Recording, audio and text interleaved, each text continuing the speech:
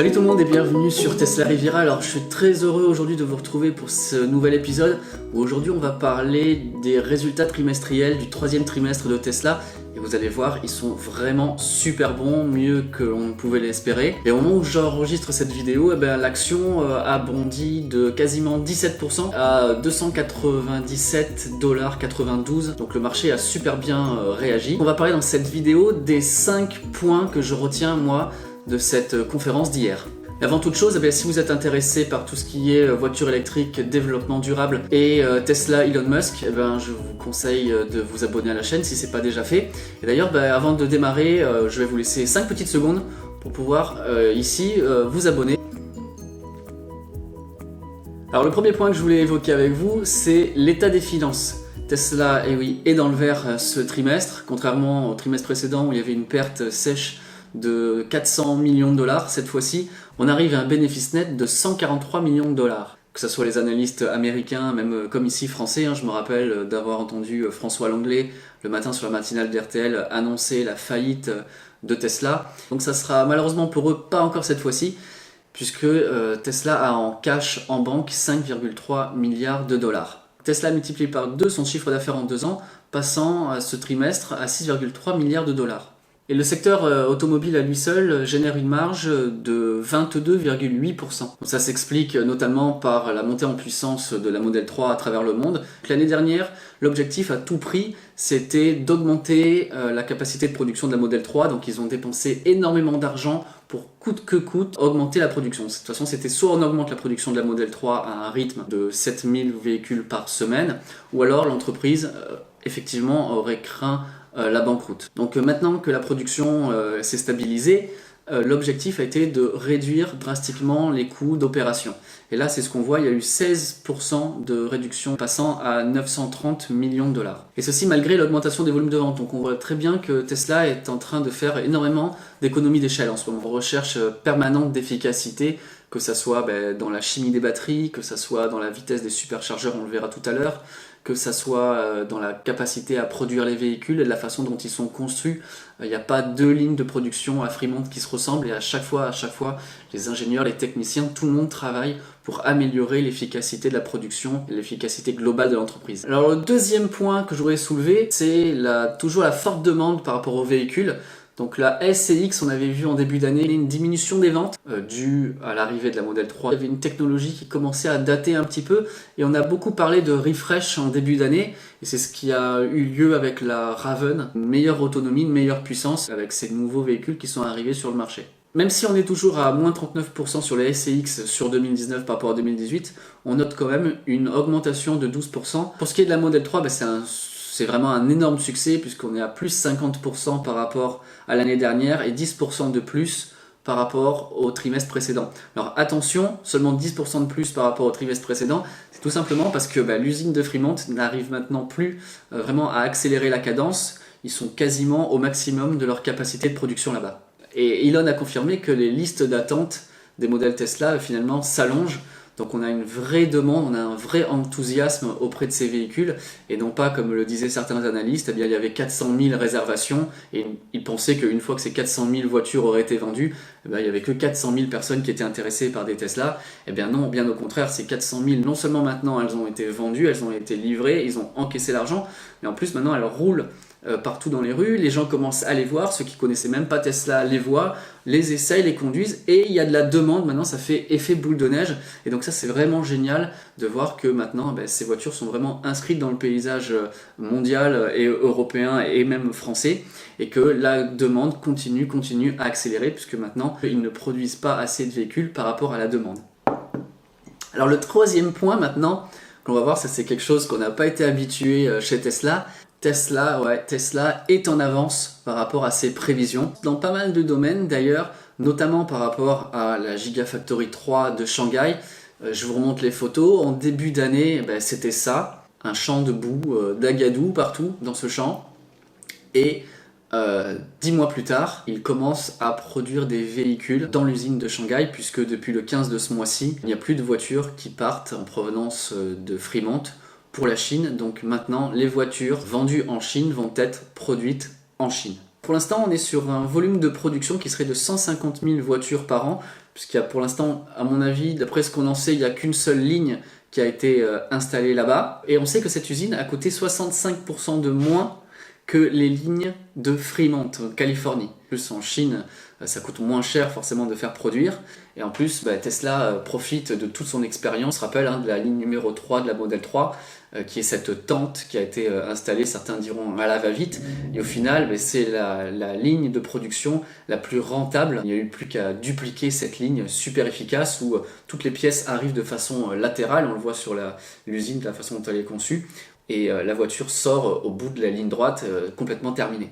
Ils apprennent et à chaque fois ils gagnent de l'expérience et à chaque fois ils implémentent ce nouveau savoir, ces nouvelles technologies dès que possible. Ça ne choque pas non plus à Fremont puisqu'on vient d'apprendre il y a quelques semaines qu'une ligne d'assemblage numéro 5 est en train de voir le jour. Et donc apparemment cette ligne 5 qui va produire les modèles Y serait déjà en place ou en tout cas serait en train d'être installé actuellement. Étant donné que le modèle 3 et le modèle Y partagent 75% des pièces, eh bien peut-être que le modèle Y sortira même avant cet été. Pourquoi pas?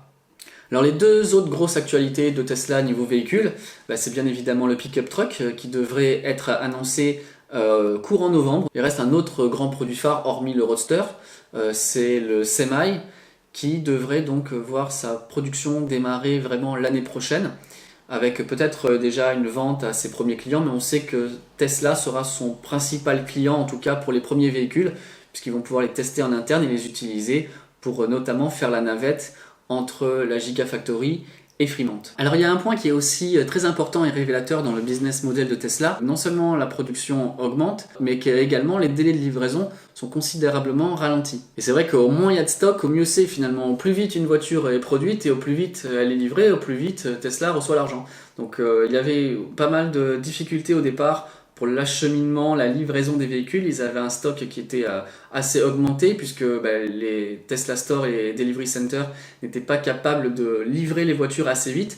Et là aussi, il y a eu un travail qui a été fait pour améliorer ça, améliorer la logistique, et ça a porté ses fruits puisque maintenant le taux d'inventaire est seulement de 17 jours. Information sur l'autopilote. D'après les chiffres, il y a presque 9 fois moins d'accidents lorsqu'on est en autopilote que lorsqu'on est en conduite manuelle. Alors le quatrième point que je retiens moi de cette conférence du troisième trimestre de Tesla, c'est sa capacité d'expansion. Et là, on a quelques lignes que je trouve vraiment super intéressantes, qui sont les Store et Service Location, les Tesla Ranger, et après sur les connecteurs et les superchargeurs Tesla. Il y a eu une augmentation sur l'année de 18% du nombre de Store et de Service Center. Tesla s'appuie sur sa flotte de Tesla Ranger. C'est Tesla qui vient chez vous ou à votre travail, et donc 93% de Tesla Ranger supplémentaires. Ça c'est vraiment un super bon point. 22% de superchargeurs en plus, mais 32% de connecteurs supplémentaires. Comment ça marche? C'est parce qu'il y a des stations qui étaient existantes et on passe tout simplement de 6 à 8 ou de 8 à 10 ou etc. Donc non seulement ils créent des nouvelles stations physiques, des nouveaux points de recharge, mais en plus sur les stations existantes, ils augmentent le nombre de stèles et ça c'est vraiment super aussi. Il ne faut pas oublier qu'il va y avoir la V3 des superchargeurs qui va arriver. On avait 150 ou 120 kW divisé par 2. Tandis que là, ça va être 250 par borne. Donc c'est 32% certes de bornes en plus, mais on va pouvoir charger 4 fois plus de voitures sur un même temps donné. Donc je gardais la news qui nous intéresse le plus pour nous Européens, c'est l'annonce de la Gigafactory 4, donc c'est sûr elle sera en Europe. On aura l'information sur sa localisation finale d'ici la fin de l'année, donc je trouve que ça colle un petit peu avec l'annonce du pick-up truck. Donc je m'attends à avoir l'information en même moment. Alors désolé pour ceux qui veulent être les plus chauvins, mais je pense pas que ça sera en France. Je pense que ça serait une assez grosse erreur de faire la Gigafactory en France. Je pense que la meilleure solution, ça serait de la faire en Allemagne. Alors pourquoi en Allemagne? Déjà parce que les Allemands ils sont friands de belles voitures et de grosses berlines.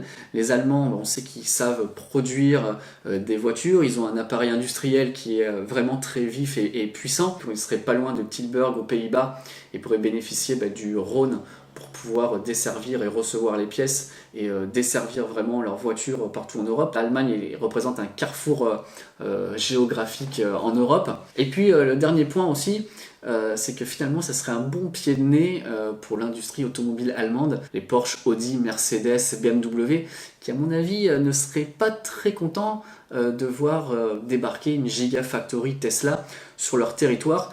Donc si j'étais Tesla, moi, définitivement, je la mettrais en Allemagne, ne serait-ce que pour l'image. Je trouve que ça serait une super bonne idée, mais à mon avis, ils y ont déjà pensé. Dernier point numéro 5 de notre liste des choses que je trouvais le plus marquantes par rapport à la conférence call, c'est la partie Tesla Energy. On n'en parle pas assez de la partie Tesla Energy et qui pour moi vont représenter pour Tesla la majeure partie de leurs revenus dans les années à venir. Alors on peut découper Tesla Energy en deux branches. La première, c'est la production d'énergie, donc avec les panneaux solaires.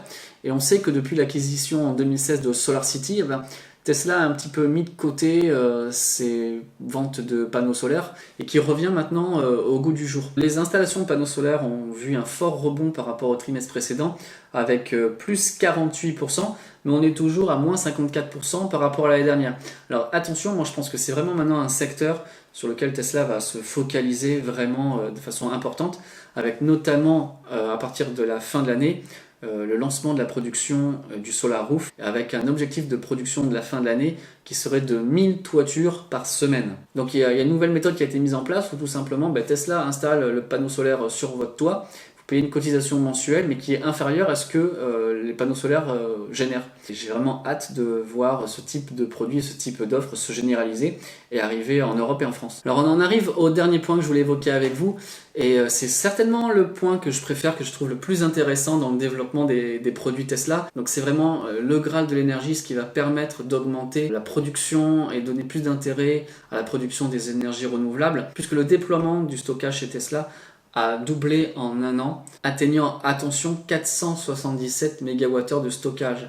Et ça, donc, c'est avec les Powerwall, Powerpack, mais sans compter ce Megapack, qui est une batterie gigantesque de 3 MWh qui a la taille d'un conteneur et qui permet donc de stocker à moindre coût énormément d'énergie, jusqu'à 3 MWh d'énergie dans un seul mégapack. Ça rend encore plus obsolète les centrales nucléaires, les centrales à charbon, même les centrales à gaz, à ce moment-là ne sont plus rentables face à ces capacités de production hybride qui sont du solaire ou de l'éolien couplés à de la batterie, avec un prix des batteries qui a énormément chuté grâce à l'avènement de la voiture électrique. Donc c'est la voiture électrique qui permet la transition écologique. Et ça, c'est vraiment quelque chose que j'ai envie d'appuyer. C'est lorsqu'on me dit ah oui, les batteries, c'est pas quelque chose d'écologique, on sait pas quoi en faire, dans 5 ans, il va falloir les mettre à la poubelle.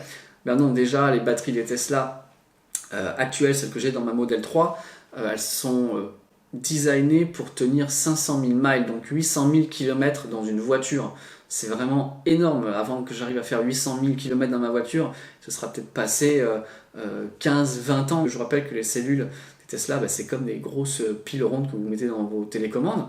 Et à ce moment-là, on les met dans un Powerwall, Powerpack ou Megapack et on leur donne une deuxième vie. Et la deuxième vie probable, c'est 10, 15, voire 20 ans de stockage stationnaire pour une batterie qui aura déjà été créée, qui aura déjà été amortie pendant 15 ans dans une voiture et qui donc ne coûtera quasiment plus rien. Au plus il y aura de voitures électriques, au plus le prix des batteries va baisser et au plus on pourra avoir ces systèmes hybrides de production d'énergie renouvelable et de stockage d'énergie et donc de décentralisation de l'énergie. Plus besoin d'avoir une énorme centrale nucléaire qui risque de nous péter la figure à n'importe quel moment ou d'avoir une énorme centrale à charbon qui nous pollue et qui nous tue de l'intérieur. Non, on aura des microgrids avec des batteries stationnaires plus ou moins grosses réparties autour d'éoliennes, autour de panneaux solaires. Tout ça, c'est vraiment très important. Et pour moi, c'est vraiment un nouveau business et un business qui va exploser chez Tesla. Ça va être d'approvisionner les compagnies d'électricité en batterie pour stocker l'énergie et la rendre moins intermittente. On va avoir le Semi, on va avoir le modèle Y, et on sait que Tesla, là pour l'instant, était au maximum de ses capacités de batterie avec la Model 3, Model S et Model X. Donc il va bien falloir faire des batteries en plus pour alimenter toutes ces nouvelles lignes de produits. Donc pour moi, on aura très bientôt de l'info sur l'agrandissement de la Gigafactory dans le Nevada. J'ai trouvé cette conférence super intéressante. Les résultats sont vraiment très encourageants. Il n'y a plus de raison vraiment de s'inquiéter et plus de raison de venir dire « Ah, Tesla marche pas ». Donc non, tous les feux sont ouverts encore une fois. Et je suis vraiment content de suivre cette entreprise depuis des années. Voilà, c'est tout pour moi. Comme d'habitude, si cette vidéo vous a intéressé, merci de laisser un pouce bleu, de vous abonner à la chaîne, de faire retentir la cloche. Si vous êtes intéressé par une Tesla Model 3 et que vous avez trouvé mes vidéos intéressantes, pourquoi pas utiliser mon lien de parrainage que je vous mets ici. Et puis de toute façon, on se retrouve très bientôt pour une prochaine vidéo. Ciao ciao tout le monde!